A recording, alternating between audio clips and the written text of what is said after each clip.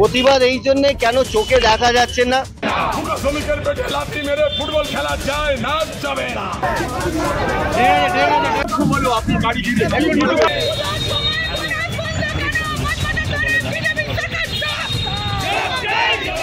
আজ দাসনগর আরতি কটন মিলের মাঠে নরেন্দ্র কাপ টুর্নামেন্টের উদ্বোধন। তার আগে কারখানার গেটে তৃণমূলের প্রতিবাদ কর্মসূচি বিক্ষোভ মন্ত্রী মনোজ তিওয়ারির নেতৃত্বে।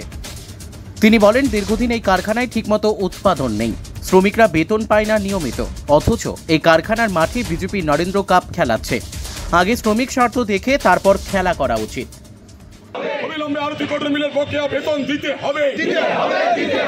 ভুকা শ্রমিকের ভুকা মেরে খেলা যায় না, যাবে না। ভুকা শ্রমিকের পেটে লাথি মেরে ফুটবল খেলা যায় না, যাবে না। আমি এসেছি স্বামী বিবেকানন্দের ঐতিহাসিক শিকাগো বক্তৃতার দিনে। কচ্ছ থেকে কোহিমা, সোমনাথ থেকে গৌহাটি, কাশ্মীর থেকে কন্যাকুমারী, সারা ভারতবর্ষের সমস্ত জায়গায় আজকে এই ফুটবল টুর্নামেন্ট চলছে নরেন্দ্র কাপ। কারণ আজ শিকাগো বক্তৃতার ঐতিহাসিক দিন। পরাধীন ভারতবর্ষের মাটিতে দাঁড়িয়ে যিনি বিশ্ব শান্তির স্বপ্ন দেখাতে পেরেছিলেন, ভারতীয় বহুত্ববাদ, ভারতের মত প্রকাশের অধিকারকে যিনি সারা পৃথিবীর মানুষের সামনে তুলে ধরেছিলেন, তার প্রতি সম্মান জানাতেই আজকে 11 তারিখ থেকে 17 তারিখ পর্যন্ত এই নরেন্দ্র কাপের আয়োজন করা হয়েছে। 17 তারিখ আমাদের বিশ্বকর্মা পুজো, একই দিনে আমাদের পৃথিবীর জনপ্রিয়তম রাজনৈতিক ব্যক্তিত্ব দেশের প্রধানমন্ত্রী নরেন্দ্র মোদীর জন্মদিন। সেই জন্যই আমি এখানে এসেছি। আমার উদ্দেশ্য কোনো রাজনৈতিক দলকে আক্রমণ করা নয়। কোন মন্ত্রী প্রতিবাদ করেছেন? মিল বন্ধ থাকলে মিলের মজদুররা তো চাইবেনি সেটা খোলা হোক, তা আমিও চাই। পশ্চিমবঙ্গে হাওড়াকে একসময় সেফিল্ড অফ ইন্ডিয়া বলা হতো। আমি হাওড়া থেকে আমার রাজনৈতিক জীবন শুরু করেছি। তো 40 বছর আগে বেলিলিয়াস রোড, বেনারস রোডে যে চেহারা দেখেছিলাম আজকে তা নেই। পশ্চিমবঙ্গের বহু কলকারখানার দরজায় শুধু তালা পড়ছে না, সেই জমিগুলো বিক্রি হয়ে যাচ্ছে। এই অবস্থার যাতে পরিবর্তন হয়, পশ্চিমবঙ্গে ভারী শিল্প যাতে একটা পুনরুত্থান দেখতে পায়, এখানে যাতে নতুন বিনিয়োগ আসে এবং সমস্ত বন্ধ কারখানার দরজার তালা খোলে কিংবা সেখানকার মেশিনের ধোঁয়া দেখতে পায় মানুষ, সেটা তো আমিও চাই। এই মিল যাতে চালু করা যায়, তার জন্য আমি এর মধ্যেই আমাদের এখানে যিনি সাংসদ আছেন প্রসূন ব্যানার্জি, তিনিও তুলেছিলেন আমি জানি, কিন্তু আমি এর টেক্সটাইল ডিপার্টমেন্টের যে অ্যাডভাইসারি কমিটি আছে আমি তার মেম্বার। আমিও বলেছি যে কটা মিল বন্ধ আছে সেগুলো যাতে পুনরুজ্জীবিত করা যায় বা শ্রমিকদের সমস্ত দাবি দাওয়া মিটিয়ে যাতে সেখানে আরো বেশি অ্যাডভান্স টেকনোলজি দিয়ে শিল্পকে একটা পুনরুজ্জীবন দেওয়া যায়, তার জন্য সচেষ্ট হবে এবং ভারত সরকার এই বিষয়টি নিয়ে চেষ্টা করছে। এর মধ্যেই জুট সেক্টরের আধুনিকীকরণের স্বার্থে তারা অনেক ফান্ড নিয়ে এসেছে। অনেক ফান্ড আছে কিন্তু খরচা হচ্ছে না, সেটাও একটা বিষয়। কিন্তু সার্বিকভাবে সারা হাওড়ার শিল্পায়ন একটা নতুন গতিপ্রাপ্ত হয়, এটাই আমরা চাই। আর আজকের দিনে কে বিক্ষোভ দেখালেন? শ্রমিকদের তো অধিকার আছে, বন্ধ কারখানা, তারা হয়তো আমাকে ভেবেছেন ভারত সরকারের প্রতিনিধি দেখাচ্ছে। প্রতিবাদ এই জন্য কেন চোখে দেখা যাচ্ছে না? চোখে এইটা দেখা যাচ্ছে না কি আজকের দিনে যেখানে আরতি কটন মিল প্রায় 5 বছর ধরে বন্ধ পড়ে আছে, কোনো উৎপাদন হচ্ছে না, শ্রমিকদের বেতন হাফ করে দেওয়া হয়েছে, প্রায় 5 বছর ধরে কোনো বোনাস নেই, কোনো গ্র্যাচুইটি নেই, তাদের বিষয়ে কোনো চিন্তা ভাবনা নেই এই কটন মিলের আর কেন্দ্র সরকারের। এটাকে নিয়ে আমাদের সাংসদ, আমাদের দলের প্রতিনিধি যিনি গেছেন সাংসদ, উনি দুবার এটাকে পার্লামেন্টে রেজ করেছেন এই আরতি কটন মিলটাকে নিয়ে, আমাদের দিদির নির্দেশে, আমাদের অভিষেক বন্দ্যোপাধ্যায়ের নির্দেশে। তারপরে আপনি ভেবে দেখুন তো, যেখানে আরতি কটন মিল বন্ধ আছে সেইখানে বিজেপি সরকার এই নির্বাচন আসা সময় এসে গেছে বলে এইখানে ফুটবল করিয়ে মানুষের মাঝখানে দেখাতে চায় কি সারা বছর আর বিভিন্নভাবে তারা কর্মসূচি করে মানুষের পাশে তারা দাঁড়িয়ে আছে। এটা কি চোখে দেখা যায়?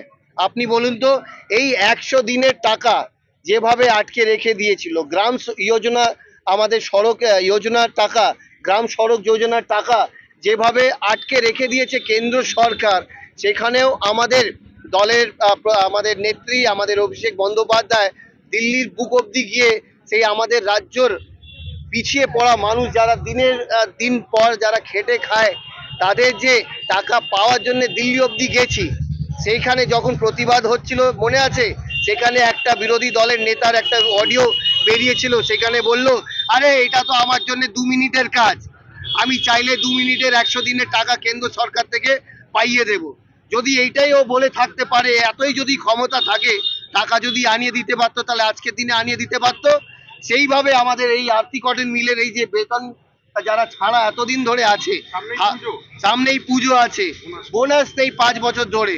যদি এতই চিন্তা থাকে, এতই তোমার খেলার যদি খেলানোর দরকার ছিল, তাহলে আগে উৎপাদনগুলো চালিয়ে শুরু করো, তারপরে খেলা করো। আমরা সেই খেলাটা বন্ধ করার কোনো প্রতিবাদ করছি না, আমরা প্রতিবাদ করছি এইখানে এই মানুষদের মুখটা দেখো, এনাদের মুখ দেখো, এনাদের মুখ দেখো। সারা বছর এরা পরিশ্রম করে কিন্তু পায় কি? কিছুই পাচ্ছে না।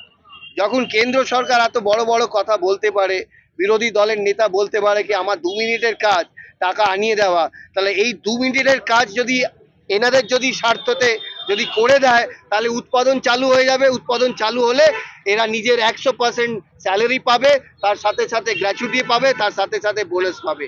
পুজো আছে আর এরা নির্বাচন আসছে, প্রত্যেকবার আমরা দেখি নির্বাচন এলেই এরা নোংরা রাজনীতি, এই ধরনের রাজনীতি করে। আর সারা বছর আমাদের তৃণমূল কংগ্রেসের কর্মীরা, আমাদের দল মানুষের পাশে থাকে। আর আজকের দিনেও আমাদের মানুষ, আমাদের তৃণমূল সরকার মানুষের সাথে, এদের সাথে দাঁড়িয়ে আছে। কুটুম্বকমের মন্ত্র সারা ভারতবর্ষের মধ্যে যে লালিত হয়েছে মত প্রকাশের অধিকার, সেটা তিনি পৃথিবীর মানুষের সামনে নিয়ে গিয়েছিলেন।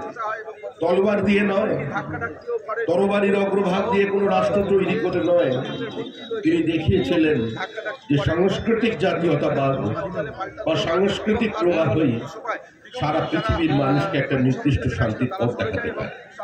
আর সেই জন্য আজকের দিনে, শিকাগো বক্তৃতার দিনে, আমরা তার এই ফুটবল টুর্নামেন্টের আয়োজন করেছি। আজকে আরতি কটন মিলসের যারা শ্রমিক আছেন, তাদেরও বেঁচে থাকার অধিকার আছে, তাদেরও প্রতিবাদ করবার অধিকার আছে, তাদেরও মিল চালু যাতে হয় সেটা দেখবার অধিকার আছে, তা নিয়ে বিক্ষোভ দেখানোর অধিকার আছে।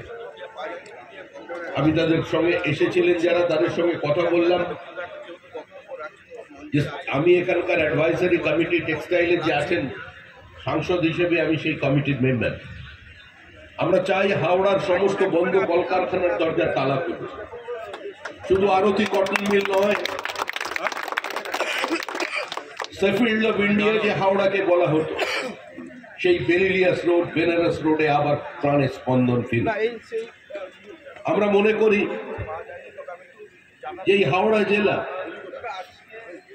যাকে একসময় রুল অফ ইন্ডিয়া বলা হতো, সেই হাওড়া জেলা সমন্বয় প্রতিষ্ঠিত হোক। সমস্ত কৃষক, সমস্ত শ্রমিকের মুখে হাসি ফুটুক, তাদের অধিকার, তাদের আত্মমর্যাদা নিয়ে তারা আরতি কটন মিলের যে চলমান অতীত, সেটারই আবার পুনরুত্থান করুক রাজ্য এবং কেন্দ্র সরকারের সহযোগিতার মধ্যে দিয়ে। ধন্যবাদ। আজকের দিন কোনো রাজনৈতিক বিভাজনের দিন নয়, সারা ভারতবর্ষ ব্যাপী 11 তারিখ থেকে 17 তারিখ পর্যন্ত এই ফুটবল টুর্নামেন্টের আয়োজন করা হয়েছে। কচ্ছ থেকে কন্যাকুমারী, সোমনাথ থেকে গৌহাটি, সুদূর উত্তর পূর্ব ভারত, ওদিকে জম্মু কাশ্মীর, এখানে গুজরাটের সমুদ্র তট, সর্বত্র আজকে এই ফুটবল ম্যাচের শুরু করা হচ্ছে।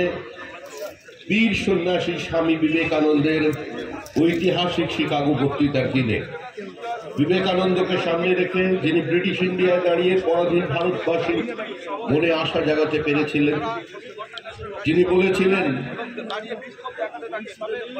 যে এই সমাজের প্রত্যেকেরই বেঁচে থাকার অধিকার আছে, মেধার ভিত্তিতে তার জীবন জীবিকাকে খুঁজে নেবার অধিকার আছে, সেই অধিকারকে প্রতিষ্ঠা করতে। বিবেকানন্দের ঐতিহাসিক উক্তি ছিল সেদিন, in this society everyone ought to have the same opportunity for obtaining wealth, education and knowledge, freedom in all matters, will advance towards Mukti, the worthiest gain of man. আজকে সেই শিকাগো বক্তৃতার দিন, যিনি ভারতবর্ষের মাঠ থেকে গিয়ে এক বিপরীত পরিস্থিতির মধ্যে দাঁড়িয়ে সারা ভারতবর্ষের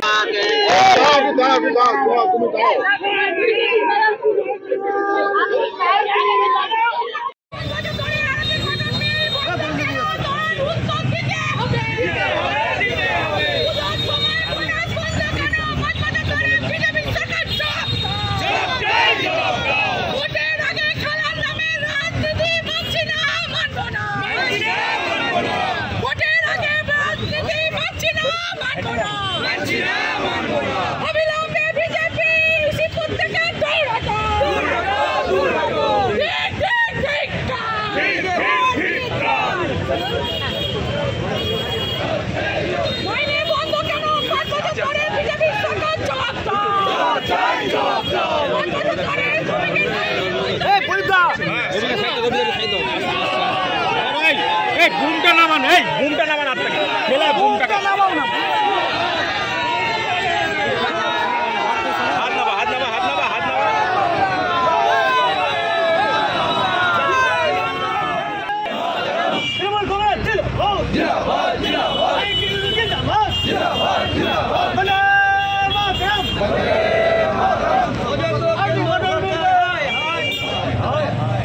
তৃণমূল কংগ্রেস জিন্দাবাদ, শ্রমিকের সাথে তৃণমূল কংগ্রেস লড়ছে, লড়বে।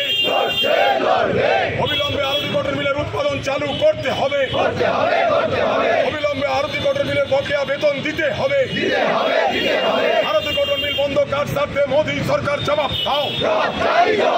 আরতি কটন মিলের শ্রমিক বোনাস পাচ্ছে না কেন বিজেপি, জবাব দাও।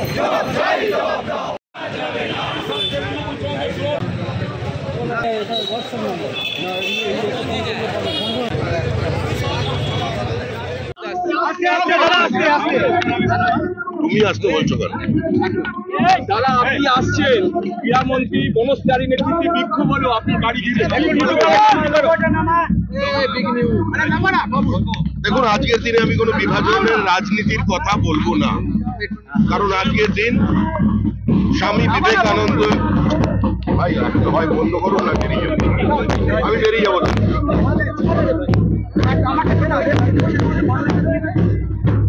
আজকের দিনে আমি কোনো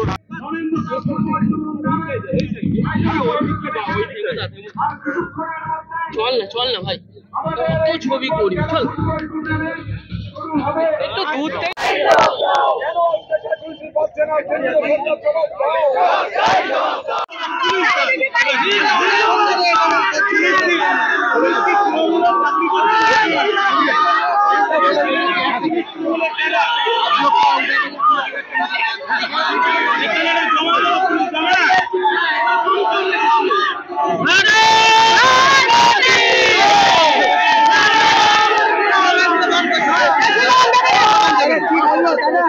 দাদা এখন খেলা খেলা খেলা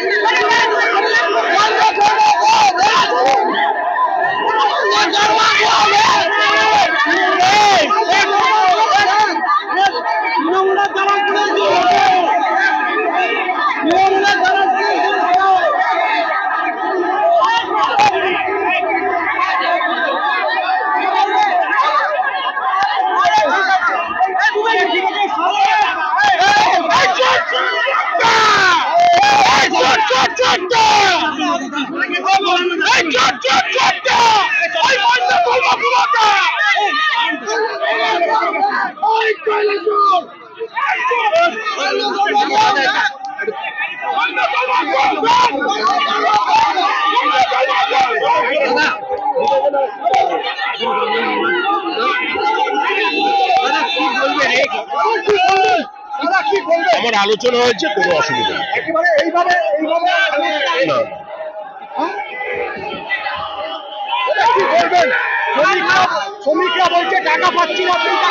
শ্রমিকদের দাবি তো থাকবেই, শ্রমিকদের যে দাবি সেটা তো আছে, সেটা তো ন্যায্য দাবি।